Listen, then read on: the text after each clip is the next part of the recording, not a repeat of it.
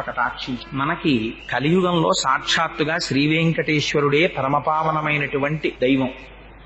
వెంకటేశ్వరుణ్ణి తెలియనటువంటి వారు, వెంకటేశ్వరుడి యొక్క దర్శనం చెయ్యని వారు, ఏడుకొండలు ఎక్కని వారు ఎవరు ఉండరు. తెలుగువారి ఇలవేలుపువై అంటారు మహానుభావులు. అందుకని అందున తెలుగువారికి వెంకటాచలపతి, ఆ వెంకటరమణుడు అంటే ఉండేటటువంటి భక్తి మరింత ప్రసిద్ధం.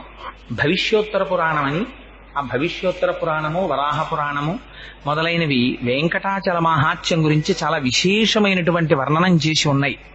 అసలు ఆ కొండ పేరే చాలా చిత్రమైనటువంటి పేరు. ఆ కొండ పేరు పెట్టడమే వెంకటాచలము అని పేరు పెట్టారు. ఎంత ఆశ్చర్యకరమైన విషయం అంటే, అన్నారు అజాయమానో బహుధా విజాయతే. అసలు పరమేశ్వరుడికి జన్మనెత్తవలసిన అవసరం ఎక్కడుంది? ఆయనేం మనలా కర్మ చేసినవాడు కాడు. మనలా కర్మ ఫలితాన్ని అనుభవించడానికి పాంచభౌతికమైనటువంటి శరీరం